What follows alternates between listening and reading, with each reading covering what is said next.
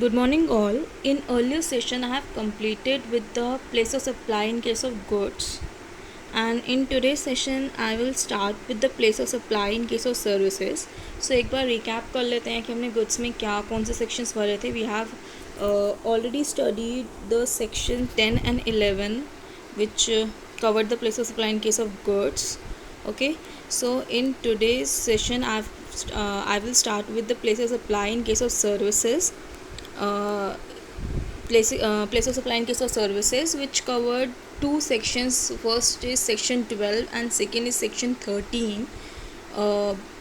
But section 12 deals with where the place of supply of services, where location of supply and recipient is in India, जहाँ पे आपका जो location supplier का and recipient का India में है. But section 13 deal with where one of the party is outside India. So today I will start with section 12. Section 12 covers 14 subsection, and today I will cover till subsection 5 with your illustrations in your ICMS study mat. So let's get start. So to know the place of supply for services, there are two concepts which are very important to go through further, which is section 12 subsection 1 of IGST Act 2017. First is the location of recipient of services and the location of supplier of services. Okay, location of recipient of services, location of supplier services, इसका meaning हमें पता होना चाहिए हम, क्योंकि ये आगे भी आपका सेक्शंस में यूज़ होगा. ठीक है, तो रिसिपिएंट ऑफ सर्विसेज की लोकेशन को हम डिफ़ाइन करते हैं section 2 clause 14 of IGST act में, जिसका डेफिनेशन 4 सब क्लॉसेस में डिवाइड है. ठीक है, अब इसमें हम देखिए टेबल बना हुआ है. There is a recipient of service and what will be the location of recipient of service. तो ए पार्ट है service received at place of business where the registration is obtain. अगर कोई सर्विस रिसीव हो रही है eight place of business जहाँ पे registration obtain है, तो उसका लोकेशन क्या होगा? Location of such place of business. ठीक है, और अगर service is received at fixed establishment, तो उसका लोकेशन क्या होगा? Location of such fixed establishment. Third है service is received at more than one establishment. जब आपको अलग एक से ज़्यादा एस्टैब्लिशमेंट पे सर्विसेज रिसीव हो रही हैं, तो location of establishment most directly concern with the receipt of supply. तीन लोकेशन पे हो रही है, जहाँ जितनी हो रही है उस सब से लोकेशन सब डिवाइड हो जाएगी. एंड लास्ट है services received eight other than above. अगर ये कोई भी अदर देन अबव के अलावा कोई कहीं पे सर्विस रिसीव हो रही है, तो usual place of residence of the recipient. ठीक है, तो रिसिपिएंट का रेजिडेंट आ जाएगा. ये हो गया रिसिपिएंट के पॉइंट ऑफ व्यू से.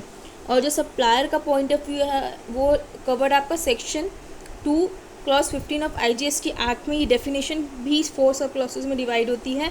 बस इसमें कुछ डिफरेंस नहीं है, ये इसका जस्ट रिवर्स है. जहाँ पे आपने सप्लायर की पॉइंट ऑफ सप्लाई रिसिपिएंट लिखा है, वहाँ पे बस सप्लायर सब्स्टिट्यूट हो जाएगा. ओके, सेम है, बिल्कुल सेम है. ठीक है, तो मैं इसे रिपीट नहीं कर रही हूँ. तो हम एक इलस्ट्रेशन से स्टार्ट करते हैं. चलिए पहले 12 सबसेक्शन 2 कवर कर लेती हूँ मैं. आई थिंक इसमें कोई ज़्यादा ये है नहीं. हाँ, 12 सबसेक्शन 2 से स्टार्ट कर लेते हैं. 12 सबसेक्शन 1 में कुछ नहीं लिखा, उसमें लिखा कि what is the location of recipient of service and what is the location of the supplier service. Okay, 12 subsection 2 आपका रेजिडुअल सेक्शन है. ये कब एप्लीकेबल होता है? जब आपका 12 सबसेक्शन 3 टू 12 सबसेक्शन 14 एप्लीकेबल नहीं होता. अब इसमें आपको ये सेक्शन तो समझ आ जाएगा, बट इसकी एप्लीकेबिलिटी पूरा आप जब 12 से 12 सबसेक्शन 14 तक पढ़ लेंगे, उसके बाद इसकी एप्लीकेबिलिटी और अच्छे से समझ आएगी. ठीक है, तो बस इसमें ये ध्यान रखने का, ये 12 सबसेक्शन 2 एक रेजिडुअल सेक्शन है. ये कब लगेगा? जब आपके 12 सबसेक्शन 3 से 12 सबसेक्शन 14 एप्लीकेबल नहीं होंगे. ठीक है, तो place of supply of services जो डिफ़ॉल्ट सेक्शन है section 12 subsection 2 of IGST act. ठीक है, इसमें लिखा हुआ है, जैसे देखिए कितना अच्छा चार्ट बना हुआ है इसमें, कि transaction cover under section 12 subsection 3 to section 12 subsection 14 of IGST act 2017. ठीक है, अगर इसमें कवर है 12 सबसेक्शन 3 या 14 में कवर है, तो हम जो भी उसके हिसाब से जो प्रोविजंस डिटरमाइन हुआ होगा वो लगा देंगे. लेकिन अगर कवर नहीं है तो हम इसमें दो चीज़ देखते हैं. ठीक है, पहले देखेंगे कि वो रजिस्टर्ड पर्सन है या नहीं. रजिस्टर्ड पर्सन अगर है तो location of the service recipient. ठीक है, अगर रजिस्टर्ड पर्सन है तो सर्विस रिसिपिएंट, ठीक है। और फिर अब सेकेंड पार्ट डिवाइड हो जाता है कि अगर नहीं है, ठीक है, येस के केस में क्या होगा, supply made to registered person, तो location of the service recipient will be the place of supply.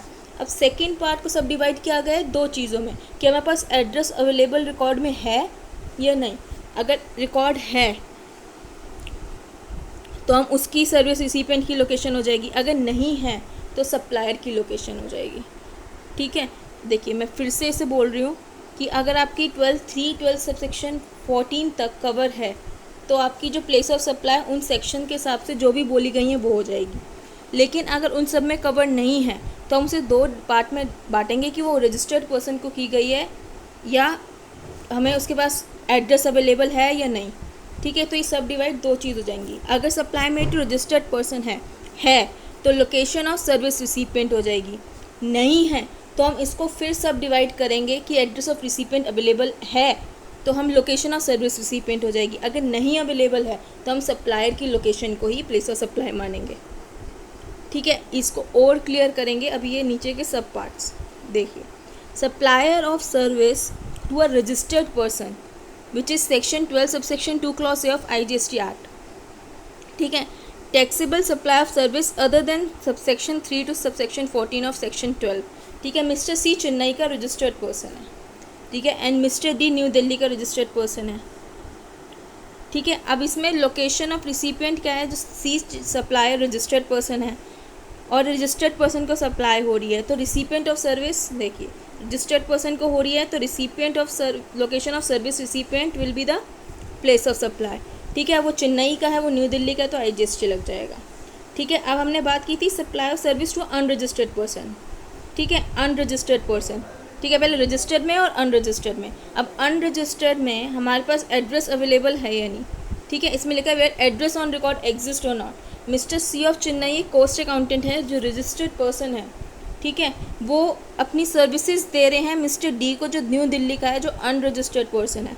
अब ये जो पार्ट कवर कर रहा है कि हमें एड्रेस ऑन रिकॉर्ड एग्जिस्ट करता है या नहीं, ठीक है। हमें यहाँ इस केस में एड्रेस अवेलेबल है और एड्रेस अवेलेबल है तो हम लोकेशन ऑफ रिसिपिएंट मान लेंगे, तो location of recipient where the address on record exist, ठीक है। तो address on records means the address of the recipient is available in the records of the supplier, जो सप्लायर के रिकॉर्ड्स में available होगा हम वो लगा लेंगे। हम मान लिया कि हमें न्यू दिल्ली मान लेंगे, उनके रिकॉर्ड में न्यू दिल्ली का ही एड्रेस उनके पास एग्जिस्ट करता है, तो वो C चेन्नई का है, वो दिल्ली का है तो IGST लग जाएगा, ठीक है। अब मैंने इसे सेकेंड पार्ट कवर किया था कि इसमें तो ये हो गया एड्रेस अवेलेबल है तो रिसिपिएंट हो गया। अब जहाँ एड्रेस अवेलेबल नहीं है वहाँ सप्लायर की लोकेशन आ जाएगी, ठीक है। अगर supplier of service to unregistered person section 12 subsection 2 clause B का second part of IGST act जहाँ पे address on record not exist, तो उसमें मिस्टर C ऑफ चेन्नई है,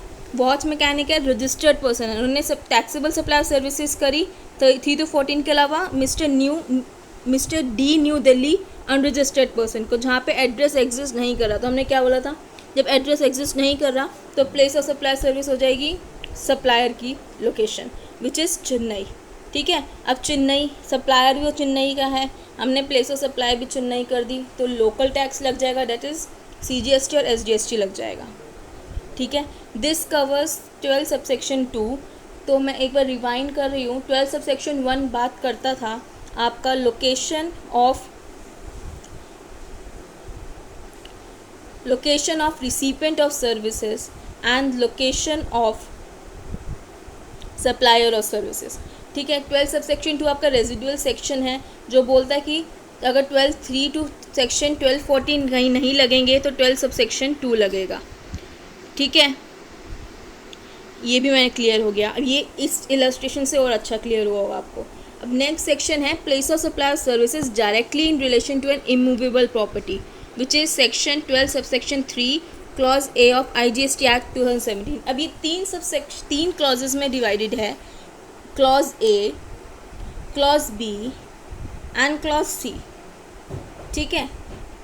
क्लॉज A में बात हो रही है आपकी इमूवेबल प्रॉपर्टी से रिलेटेड सर्विसेज की, ठीक है, और क्लॉज B में बात हो रही है आपकी एकोमोडेशन से रिलेटेड सर्विसेज की, और जो C में बात हो रही है आपकी किसी ऑर्गेनाइजिंग इवेंट की बात हो रही है, उस केसेस में सर्विसेज प्रोवाइड होती है, तो लोकेशन क्या होगा।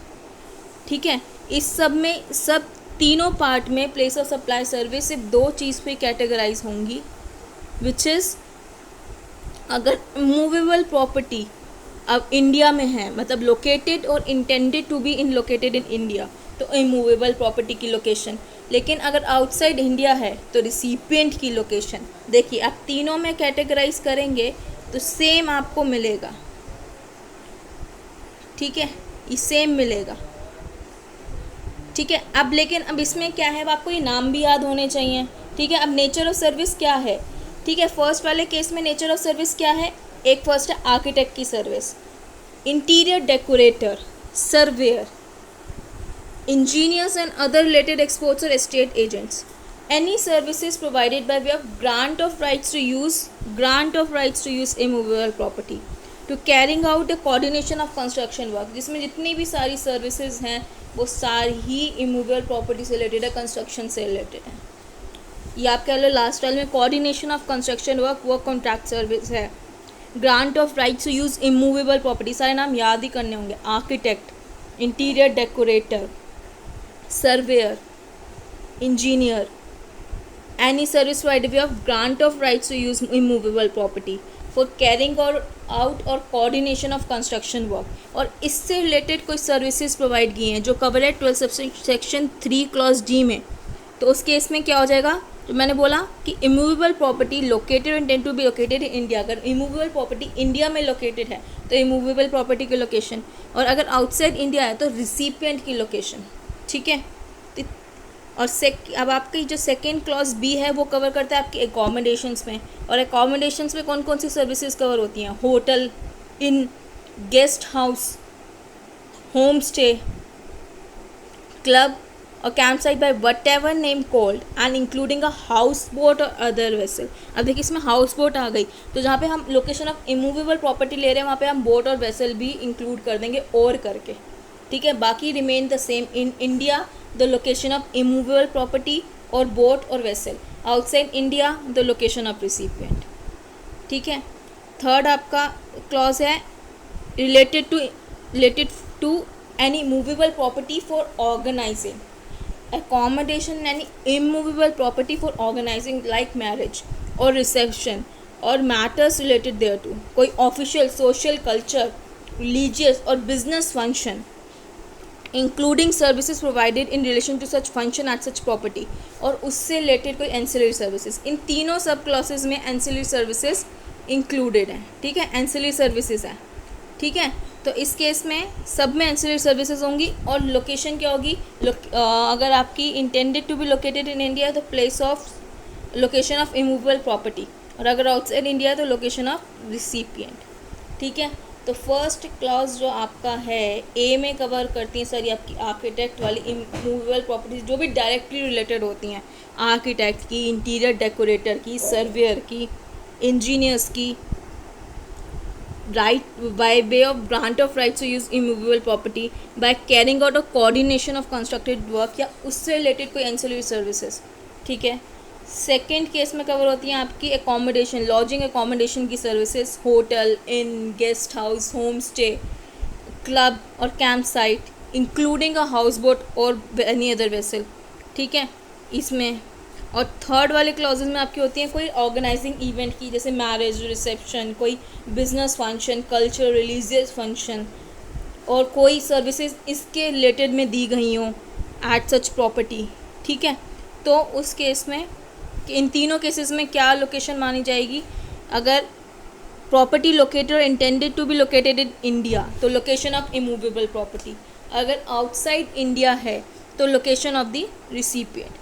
ठीक है, अब इसमें से एक पॉइंट दे रखा है कि explanation to section 12 sub section 3 clause A to D of IGST act, अगर इफ द इमूवेबल प्रॉपर्टी और बोट और वेसल, और बोट और वेसल किस केस में आएगा, बोट और वेसल किस केस में आएगा, आपका लॉजिंग एकोमोडेशन के केसेस में आएगा। ठीक है, is located in more than one state और यूनियन टेरिटरी, आपकी एक स्टेट या यूनियन टेरिटरी से ज़्यादा में लोकेटेड है तो सप्लायर सर्विस क्या होगी, it shall be treated as made in each of the respective states और union territories in proportion to value of service is separately collected और determine in terms of contract, हम उसे proportionately divide कर देंगे कि जिस जिस रिस्पेक्टिव स्टेट्स में डिवाइड हुई हैं उसमें प्रोपोर्शनेटली हम उस सर्विस को डिवाइड कर देंगे। ठीक है, अभी एक क्वेश्चन आएगा आपको और अच्छे से क्लियर होगा। और या हमें कोई एग्रीमेंट है उस हिसाब से हम कर देंगे। अगर एग्रीमेंट नहीं है तो value of service between two states और union territory shall be determined on reasonable basis, जो भी होगा वो आपस में रीजनेबल बेसिस पे डिसाइड कर लेंगे। मोस्टली प्रोपोर्शनल हम कर देते हैं, जितनी इतनी वैल्यू की सर्विसेज प्रोवाइड करी हैं, सेपरेटली प्रोवाइड करी गई हैं, उस हिसाब से हम उस प्रोपोर्शन का लोकेशन उस हिसाब से कर देते हैं। या अगर हमने कोई कॉन्ट्रैक्चुअल एग्रीमेंट बना रखा है तो हम उस हिसाब से डिवाइड करते हैं। ठीक है, चलिए पहले इसके क्वेश्चंस कर लेते हैं। मैंने बीच में क्वेश्चंस पहले सेक्शंस अंडरस्टूड हो गया है, इसके एक दो क्वेश्चंस हैं, इसके सारे क्वेश्चंस कोशिश करूँगी कवर करने की। Example 30, mister X located in Chennai engage the services of mister Y an architect in Chennai. Mister X जो है वो चेन्नई में लोकेटेड हैं, उन्होंने वाई एक आर्किटेक्ट की सर्विसेज ली चेन्नई में।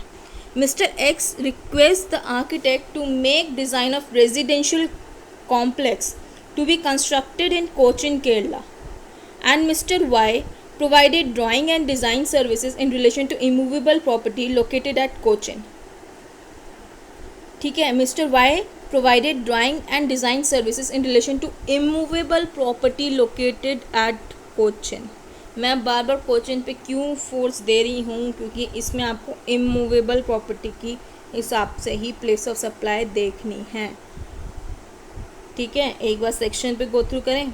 ये आर्किटेक्ट कवर है, एंसिलरी सर्विसेज है, और अब जो इंसान है वो चेन्नई है, इंडिया में है। तो अब इंडिया में है तो हमें इमूवेबल प्रॉपर्टी की लोकेशन देखनी है विच इज़ कोचिन। तो इस केस में प्लेस ऑफ सप्लाई सर्विस क्या हो जाएगी, the location of intended to be located the property that is Cochin. ठीक है, कोचिन हो जाएगी, जो केरला में है वो चेन्नई में है। ठीक है, तो आपकी ये IGST लायबल हो जाएगा, जो वाई को IGST देना पड़ जाएगा। ठीक है, कि सर्विसेज किसने दी हैं, वाई ने दी हैं। ठीक है, आर्किटेक्ट ने सर्विसेज दी हैं अपनी, तो IGST is liable to be paid by mister Y. ठीक है, सेकेंड केस है आपका जो होटल का था। ठीक है, उससे रिलेटेड आपका एग्जांपल है, mister Rohit registered person in Jaipur, he went to Kolkata and stays in Taj hotel at Kolkata. ठीक है, वो रजिस्टर्ड पर्सन कहाँ का है, जयपुर का, बट वो कोलकाता गया है और ताज होटल में रहा है at Kolkata. He also availed beauty treatment services at hotel. एक मिनट, ये ब्यूटी ट्रीटमेंट सर्विसेज तो आपकी परफॉर्मेंस सर्विस है। एक मिनट, नहीं ये इसमें भी कवर नहीं है। एक मिनट, अच्छा ठीक है, beauty treatment services in eight hotel. अब देखिए, जो ब्यूटी ट्रीटमेंट सर्विसेज है ना, आपकी एंसिलरी सर्विसेज है, उसको मेन क्या करना था, उसे होटल में रहना था। ठीक है, मतलब एकोमोडेशन वाला, लॉजिंग एकोमोडेशन, होटल में रहना था, बट उसने वहाँ पे ब्यूटी ट्रीटमेंट सर्विसेज भी अवेल करी है। मतलब this is the example of ancillary service which you had taken. Okay, तो एंसिलरी सर्विसेज, अब इसमें क्या हो जाएगी, लोकेशन ऑफ इमूवेबल प्रॉपर्टी कहाँ लोकेटेड है, वो कोलकाता में लोकेटेड है, तो place of supply of service क्या हो जाएगी, कोलकाता। तो place of supply of services same for accommodation service by hotel as well as beauty treatment as it is an ancillary service to the accommodation। ठीक है, तो place of supply क्या हो जाएगी, मूवेबल प्रॉपर्टी की लोकेशन और ancillary service की भी उसके साथ साथ। ठीक है, नेक्स्ट हमने पढ़ा था एक ऑर्गेनाइजिंग इवेंट का, देखते हैं इससे रिलेटेड कोई एग्जांपल दे रखा है क्या।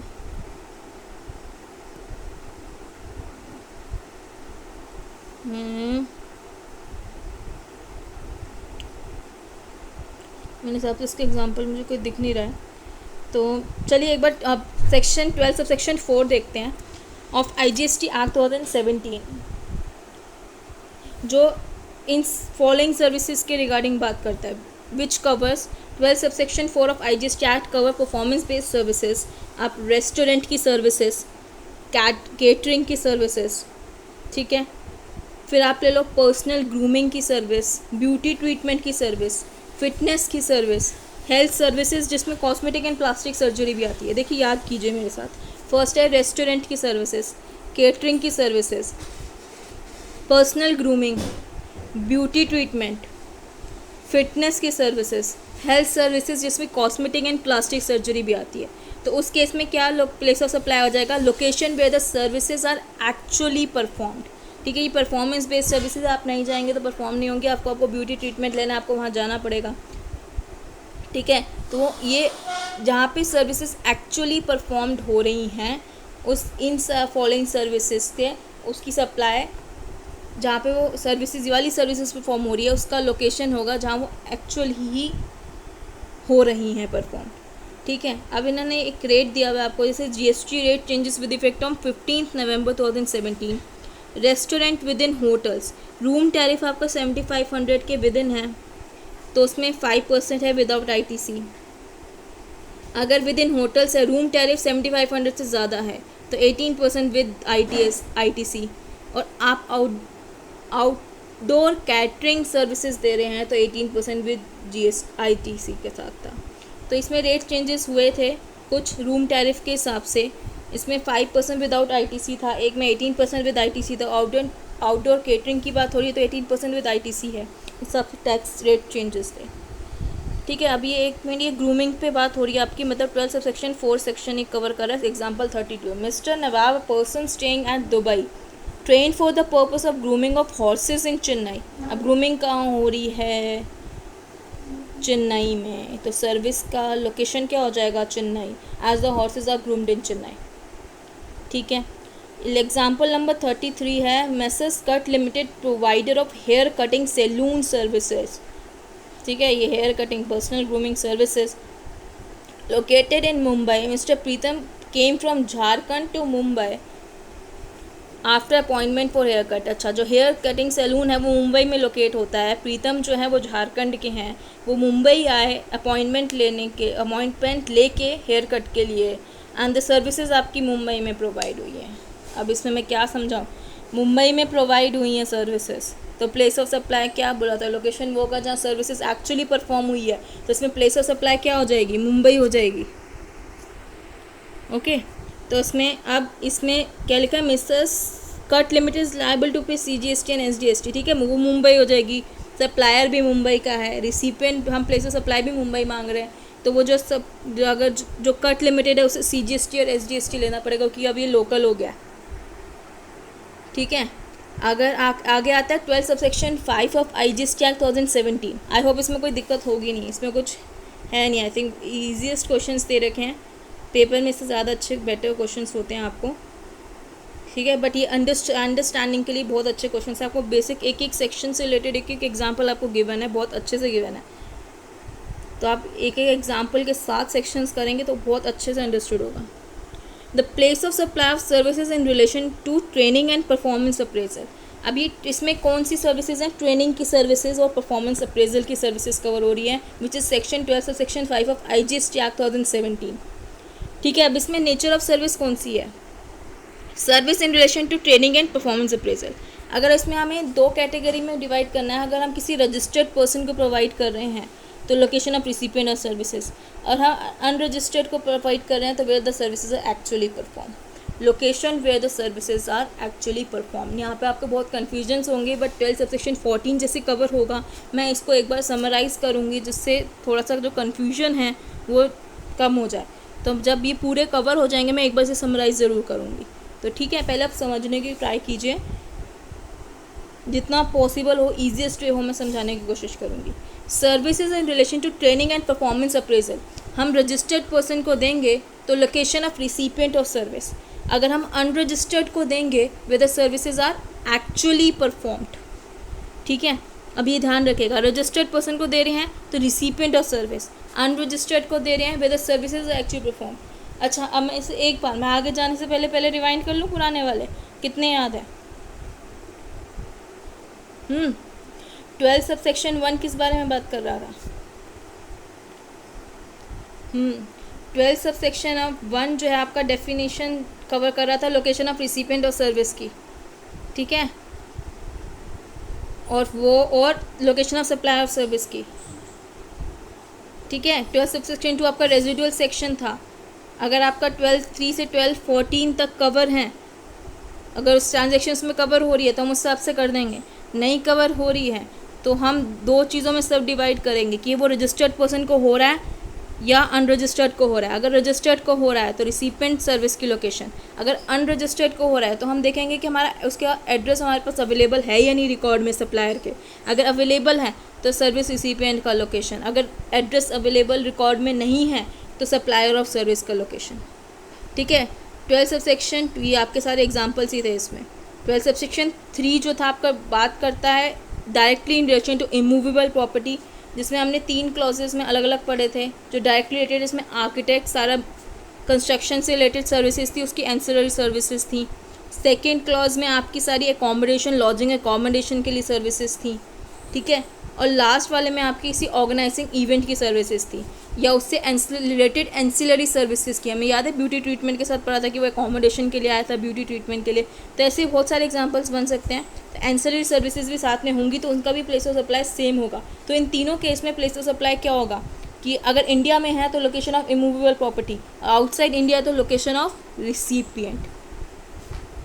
ठीक है, और अब 4 जो हमने पढ़ा था, जहाँ पे पढ़ा था हमने परफॉर्मेंस बेस्ड सर्विसेज, तो इसमें पढ़ा था जो भी आपकी catering, restaurant, personal grooming, fitness वाली सर्विसेज आ रही थी, तो whether services are actually performed, whether services are actually performed.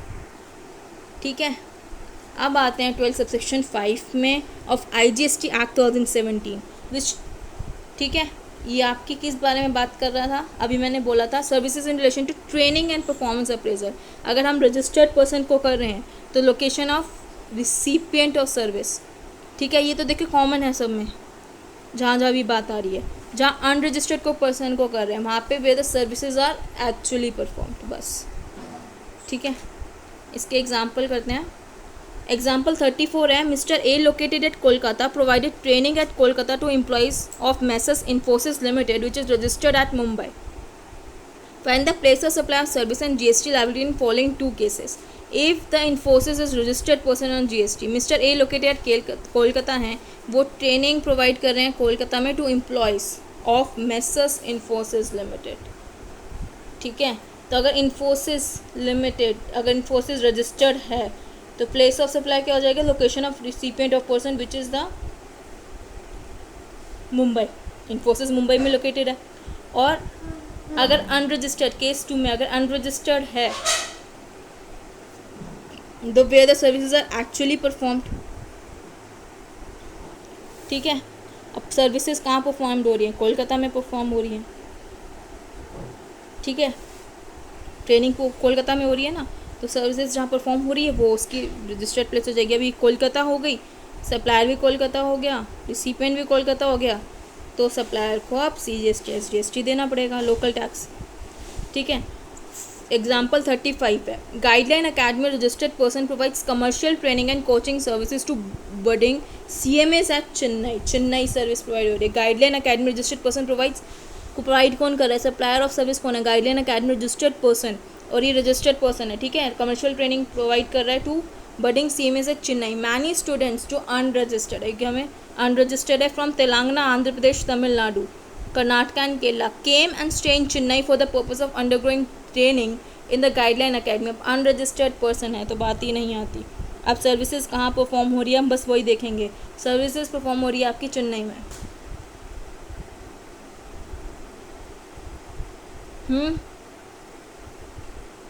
Chennai में परफॉर्म हो रही है ट्रेनिंग, जो हो रही है आपकी परफॉर्मिंग में, जहाँ पे परफॉर्म हो रहा है सर्विसेज वो लेंगे, तो ट्रेनिंग आपकी परफॉर्म हो रही है चेन्नई में, तो प्लेस ऑफ सप्लाई भी सर्विस की क्या हो जाएगी, चेन्नई। तो guideline academy is liable to pay CGST and SGST। Example 36, messrs X limited being a registered person located in Hyderabad hires Mr. Y who is located in Chennai for appraisal performance of senior employees of their company. Mr. Y visits Hyderabad to evaluate the performance of senior employees. हमें इससे place of supply of service निकालनी है। ठीक है, एक बार फिर से पढ़िए। मिस्टर एक्स जो है एक रजिस्टर्ड पर्सन है जो हैदराबाद में है, उन्होंने मिस्टर वाई को हायर करा जो चेन्नई के हैं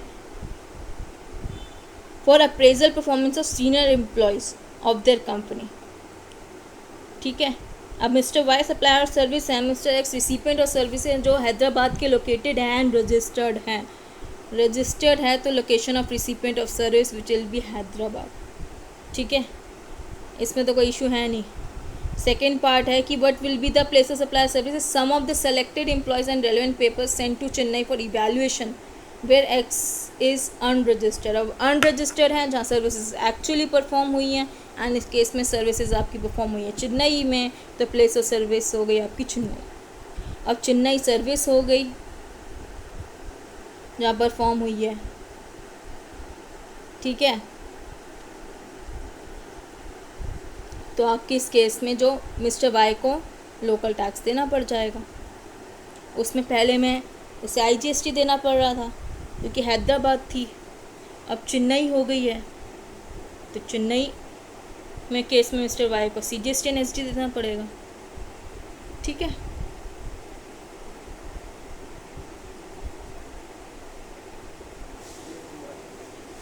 (37) एग्जाम्पल है, mister Remo located in Mumbai as well as well known choreographer being a जज appraise the performance of participants in dance plus auditions, ठीक है। एक मिस्टर रेमो आपको पता है ये कोरियोग्राफर हैं, मुंबई में लोकेटेड हैं, जज है to appraise the performance of participants in dance plus auditions. अब परफॉर्मेंस अप्रेज करने के लिए वो गए बेंगलुरु, ठीक है। अब पता है पार्टिसिपेंट्स क्या होंगे, वो तो अनरजिस्टर्ड ही होंगे भाई, रजिस्टर्ड तो होंगे नहीं, ठीक है। तो अनरजिस्टर्ड होंगे, तो उस केस में जहाँ पे सर्विस परफॉर्म हो रही है which is Bengaluru will be the place of supply of service, ठीक है। आई थिंक इनमें कोई इशू नहीं होगा। आज मैं इतना ही रखूँगी। 12 सबसेक्शन 5 कवर कर लिया। 12 सबसेक्शन 1 आपकी जो डेफिनेशन के बारे में location of supplier of service और रिसिपिएंट ऑफ सर्विस के बाद में कर रहा था। 12 सबसेक्शन 2 आपका रेजिडुअल सेक्शन था, जहाँ आपका 12(3) से 14 कहीं नहीं लगे तो उस केस में आप वो सेक्शन लगाएंगे। 12 सबसेक्शन 3 आपका direct related to immovable property था, जिसमें हमने 3 सब क्लॉजेस पढ़े थे, जिसमें फर्स्ट आपकी आर्किटेक्ट रिलेटेड कुछ सर्विसेज थी, सेकंड में आपकी अकोमोडेशन रिलेटेड कुछ सर्विसेज थी, है ना, और थर्ड में आपकी इवेंट ऑर्गेनाइजिंग इवेंट से रिलेटेड कुछ सर्विसेज थी, ठीक है। 12 सबसेक्शन 4 में हमने पढ़ा था कि हमने परफॉर्मेंस बेस्ड सर्विसेज पढ़ी थी, जिसमें कैटरिंग और पर्सनल ग्रूमिंग की पढ़ी थी, ठीक है। 12 सबसेक्शन 5 में हमें कवर करा है, जिसमें ट्रेनिंग एंड परफॉर्मेंस अप्रेजल की सर्विसेज हैं, ठीक है। आई थिंक जितना ही रखते हैं। सो आई होप आपको सेशन अच्छा लगा हो। कमेंट ज़रूर करिएगा जिससे मुझे पता चले कि how I am performing in front of you, आपको समझ भी आ रहा है नहीं आ रहा, ठीक है। प्लीज़ कमेंट ज़रूर कीजिएगा। Thank you.